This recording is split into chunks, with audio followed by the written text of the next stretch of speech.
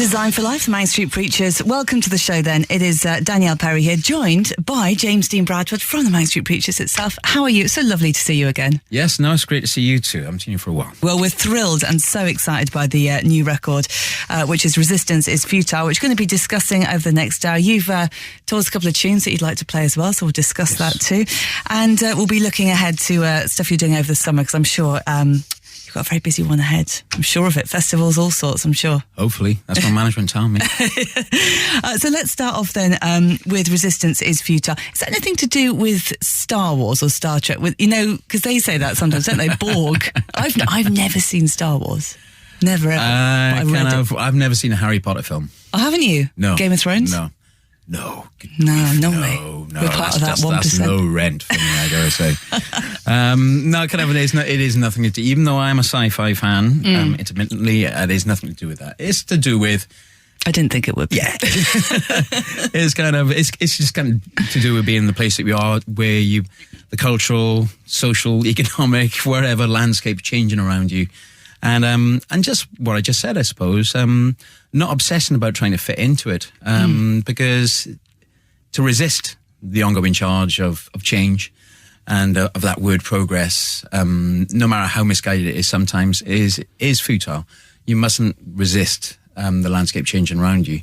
But therefore, if you stay yourself, surely resistance will become futile, to your band, because, when we started... we came out of the back end of, the Manchester scene, Seattle, Britpop. We never tried to fit in with any of it. Obviously, we weren't from Seattle, so we couldn't have.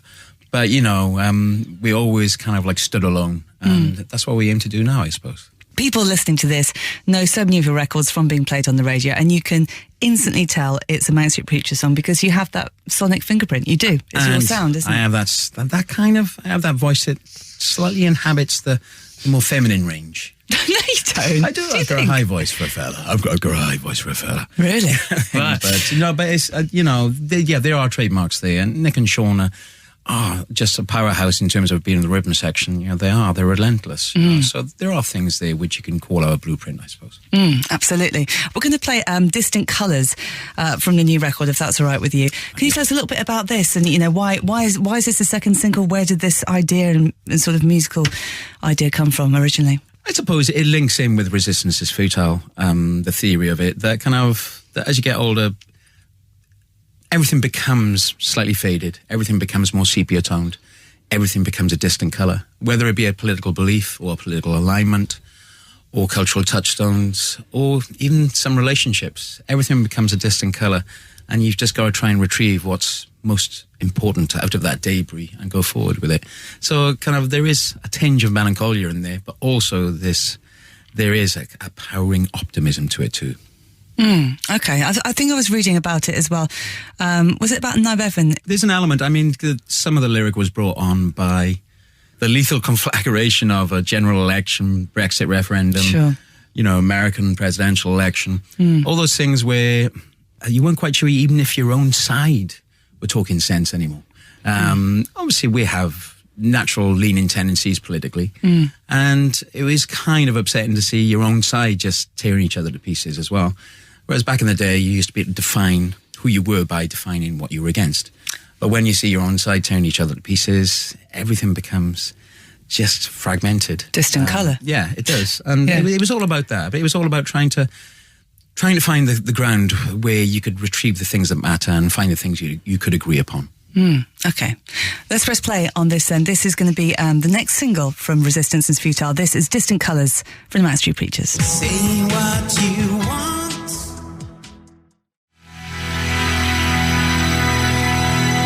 Distant Colours is going to be the new single from Resistance is Futile. I'm so pleased to have James Dean Bradfield from the Manic Street Preachers joining me in the studio tonight for the show. Let's talk about one of your choices that you've chosen to play tonight, and that's Aztec Camera, Oblivious from 1983. Yeah. Why that one? I remember just hearing this back in the early 80s, 1983, like you said, when it came out. The video to this song was kind of spooky, but just when I first heard the song it was on Janice Long, which was the Radio 1 evening session. The Janice Long show was great back then. Yeah, she's lovely, isn't she? And she's still cool now, actually. She's back on Radio Wills and she's great. She's lovely. I remember hearing this song and it just made me felt like it was a bit of a transformative moment. I just love this song. It lifted me up out of myself. It made me feel that things were possible. It made me feel as if just like, even if things were going wrong, you could just find your way out of it through some kind of indiscernible kind of surge of magical musical power. It's one of those moments I had when I was, really young.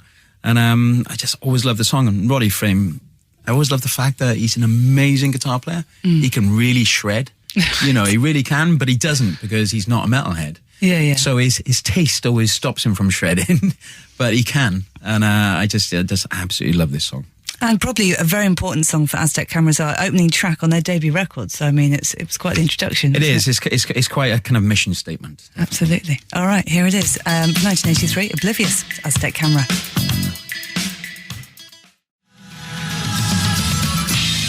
The choice of James Dean Bradfield, Aztec Camera, Oblivious on the evening show here on Absolute Radio, where real music matters. James is still with me in studio. The album Resistance is Futile, 13th of April, release date for that one.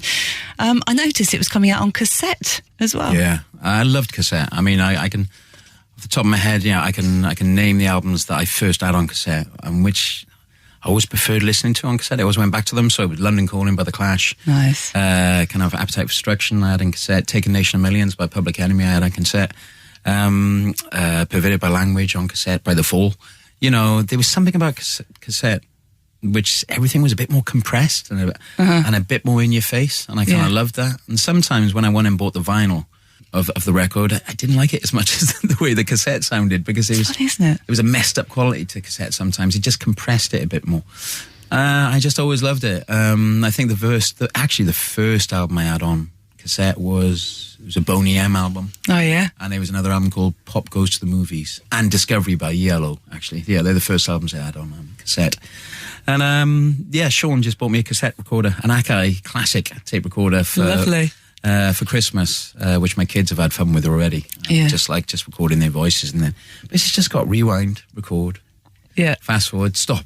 It's play. It's brilliant. It's exactly. It's almost like running the gauntlet as well, isn't it? Will it sort of chew it up? Will I get to the end of the record? Because that's how it happened when I was trying to learn guitar parts on Appetite for Destruction. I had to rewind it, and then it got mangled, and that's when I went and bought it on vinyl. Amazing. I used to pretend to commentate the Grand Prix because we lived right next to a really busy road, and we had that sort of old 80s mic with the cassette, and I'd like, right, we're on the radio and we're going to do this. It sounded like a satellite link from South America in the late 70s or something. It was it was amazing. And, sometimes I've recorded, the guitar through a little tape recorder because it's so crunchy and it makes it sound so old. So, there's still a lot of fun to be had with the old kind of tape recorders, definitely.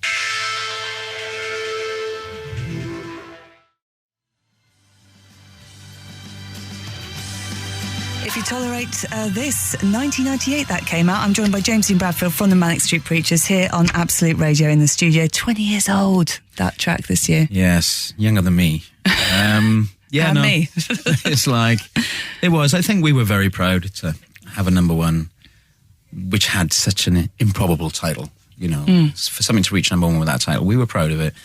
And we were proud that, the subject matter, and it conquered, the charts very easily. I think it sold something like 230,000 or something like that at number one, which is amazing. Or perhaps it was 190 odd, actually, 190,000. Nick will put me right. But we were very proud of it, and it was a massive hit all around Europe. It just was a genuine, just chart buster. Yeah, and we were very proud of it. And it was. I remember we were in Dublin. We just played in Dublin on the Saturday night, and then I woke up Sunday morning to find out that we were number one. And and then we travelled to Belfast to do that gig on the Sunday. I remember calling my mum and dad, just mum, we made number one. How nice. And there was a little squeal from my mum at the other end of the phone. It was really cool. Yeah. But it wasn't a moment where I just punched the air and just went ballistic. It was just it just felt like a massive sense of relief. And I just sat on my own for 15 minutes at the front of the bus, and it was actually a beautiful, calm moment of jubilance. It was just lovely. I'm sure it must be where you look around and look at, all your fellow musicians in the band and your crew and everyone that helped make it happen and just think, we've got it right. It was cool. Yeah. I mean, everybody that had flown over for that Dublin gig that night, because they kind of knew it was going to be number one. Our boss from Sony, who's now the boss in America, had flown over. All his friends that we'd known flew over. It was a great evening. Wow.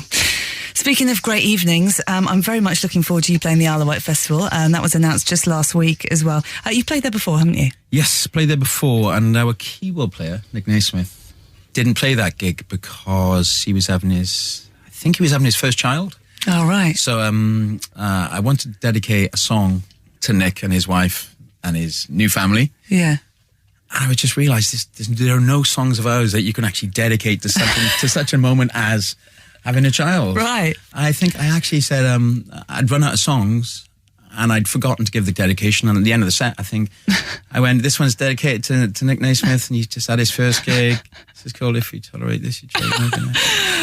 Yeah, what are you going to do? I know, it's just like I'd run out of songs, and there are not many there which you can actually just lends itself to that occasion anyway. A nice jolly dedication. Yeah, exactly. So, yeah, that was kind of that was my memory about Isle of Wight. It was a good gig, but I kind of I didn't do a good job on the dedication. Oh, I'm very much looking forward to the set though, and Depeche Mode. We were just talking off air as well. Dave Gahan, quite the frontman, isn't he?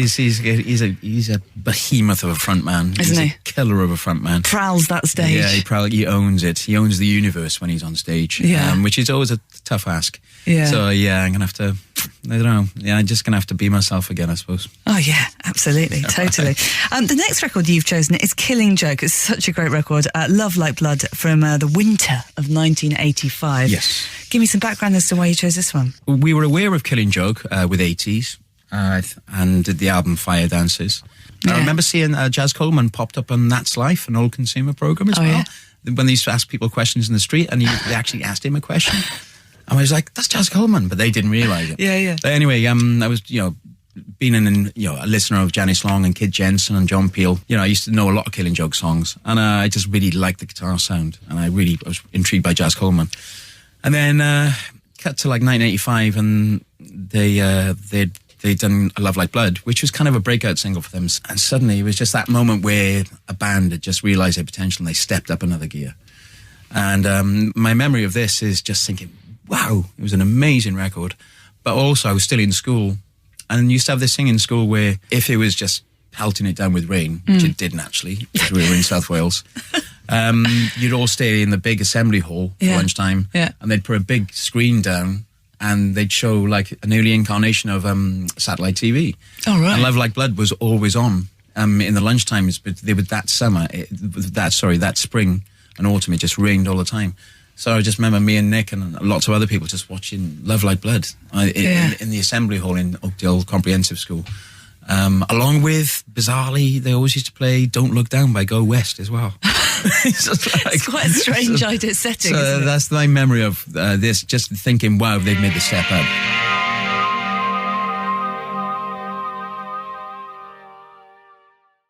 International Blue, which was the first single taken from Resistance, is Futile. From the Manic Street Preachers, James Dean Bradfield still joins me now. We were just talking about the guitar tone that you loved in Killing Joke and Love Like Blood. Have you changed any of your setup at all?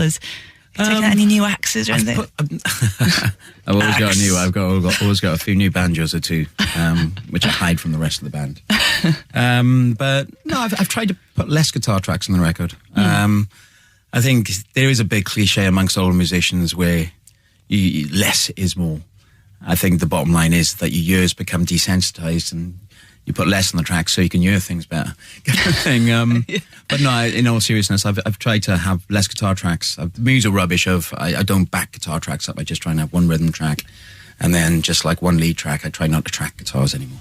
And I've just kind of let go of the widdly diddly shredding thing a bit, kind of thing, because it just didn't seem to fit the songs. So so I've gone a bit more classic, a bit more melodic, I suppose. Right? Okay. All right, well, this album is full of these melodies that just stick with you. I mean, I've said on air when I first played International Blue, I said I feel like we've played this song for years. It's one of those things that just instantly connects. It's so well written. Well, that was the thing with the other thing. I tried to have lots of little mini riffs on the record because the record is called Resistance is Futile. Riff for one F. See. I like what you've done there. That's great. We're going to play David Bowie, which is another track of yours that you've chosen now. Yeah. And all the tracks you've chosen tonight are from like 85, sort of the mid-80s. Yeah, really. I thought I'd kind of like I'd be like one of those mature teachers coming in to do a bit of history teaching. Yeah, exactly. This is not America. We're going to play from David Bowie. Musically, the world feels far lesser, doesn't it, since the loss of that genius? It does, and I picked this because I do have two very, very vivid memories of this. Myself and Sean, lived with each other because he's my cousin, but he's my brother really. And we were brought up with each other in the same house from when we were 10, 11 years old. And I remember Sean was a big Bowie fan, and he had a couple of heroes, but I was more Let's Dance. And then this song came out. It was from a film called The Falcon and the Snowman, which was based on a true story. So This Is Not America was David Bowie and Pat Metheny. Well, obviously, Pat Metheny's like a jazz fusion kind of artist. And I remember just being intrigued by it. And I heard the song and I loved it. It was drenched in some kind of defeated melancholia. It's an amazingly kind of passive song, but beautiful all the same. And it was always one of my favourite Bowie tracks, which is quite strange because it was David Bowie and Pat Metheny. And it was just a one track off a film. And then cut around about either year 2000 or 99, something like that. I met David Bowie. He epitomised charm, and he epitomised that kind of sense of congeniality where he'd put you at ease, because he knew that he was David Bowie and he wanted to just like strike that out of the equation straight away, and he wanted you to be comfortable. What a gent. And he was lovely, and he was amazing. But I couldn't stop myself from saying, I mentioned a couple of tracks from Scary Monsters and Let's Dance. But I was just like, I kind of said to him, my favourite song of yours is This Is Not America and he just looked at me and he kind of cocked his head like a quizzical dog and he went, really? I was like, yeah, it is. And I thought, well, why did I have to say that? And he didn't take offence at it, but he was like, really? Yeah, great. And I kind of like, and I was like, yeah, sometimes just keep it to yourself, James. No, just keep it to yourself. But he was absolutely lovely. I bet he grinned inside though and just went, yeah. I don't know. I loved all the jazzers and the jazz drummers he used on the last record as well, though. I mean, he always had that wonderful interest in that world as well. So. He did, yeah. Some people can actually kind of transmogrify themselves into a different version of what they're meant to be, and some people can do that. We freely admit we can't do that. Some people have just got to be themselves, whereas it's a special talent when a recording artist can be a shapeshifter and not be embarrassed by the actual kind of like, the changes they've made. And he could endlessly do it, obviously. Absolute genius. I've never played this track on the radio before, so thank you very much for choosing it. This is not America, this is David Bowie. Glittering Prize from Simple Minds on Absolute Radio. It's the evening show. I'm Danielle Perry. James Dean Bradfield from the Manic Preachers is joining me. Another choice of yours, James, Simple Minds. Yes, it's Glittering Prize, which is off New Gold Dream. I think probably I've got so many musical influences. I've got so many bands that I was obsessed with. But the big consistent thing for me from 1983 to 1990 was Simple Minds. So like, obviously they got such a unique journey as a band. They started as a punk band, then they became, for like 4 albums, they were like a krautrock experimental art band. The second album was Real Cacophony, the third album was Empires and Dance, fourth album Sense and Fascinations. The music they were making was pretentious. It was full of pretension, and it was experimental, and it was amazing. And the lyrics were just so steeped in European culture and European politics and the flux of tension that was going on in Europe in the 80s and the late 70s. They were an amazing band, absolutely. And then they went overground with New Gold Dream and Sparkle in the Rain with tracks like Waterfront, etc. And then they became a massive stadium band. So every period of Simple Minds, they've become almost unrecognisable from the previous versions of themselves, which is, again, a unique talent. But I remember this song, I remember seeing it on BBC Two. I think it was on the Oxford Road Show or something. It was from Newcastle City Hall. And I just remember being mesmerised by it. Absolutely and utterly mesmerised by this. I was mesmerised by Jim Kerr and just his kind of stage moves. His stage moves were different to anybody else's. Yeah. And I just fell in love with them. I absolutely fell in love with them. And cut to me doing Journal for Plague Lovers in Rockfield. I can't remember which year now. In the noughties, I think. And there were 2 studios at Rockfield. And Simple Minds were on the other side. And I'd walked into the studio to start recording that morning. He was there. And it's the first time I'd met him. And again, I splooged. I just went, oh God, kind of track 3 off Wheel Up and Go After Me, or, kind of I Celebrate off Empires and Dance, or kind of, the live version of Hunter and the Hunted on the B-side of Waterfront 12 inches, just amazing. Herbie Hancock's solo was amazing, but Mick McNeil's solo in the live version is much better. And I just got that look off. I saw him looking at me going, you're a psycho. But we had Jim and Charlie in here on the show just a couple of weeks ago. Lovely gents, aren't they? They're charming. They were, But it's that thing of, you think somebody's happy to hear about their own history being regurgitated back at them by a fan. And then after 5 minutes, they're like, okay, that's enough, son. I really like it.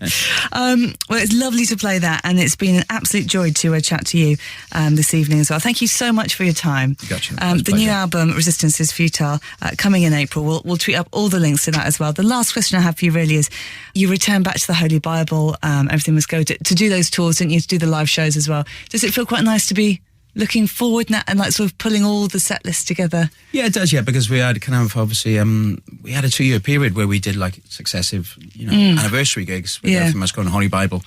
And it is nice now to be just trying to inhabit new songs and already finding new things in there. Yeah. So that's cool. And it kind of it's really good that I haven't got to the teleprompter stage on the stage yet, where I've got to have the lyrics like on a TV screen in front of me. Having a new album gives you a new challenge, and it's cool. Absolutely. James Dean Bradfield, thank you very much. Pleasure, thank you.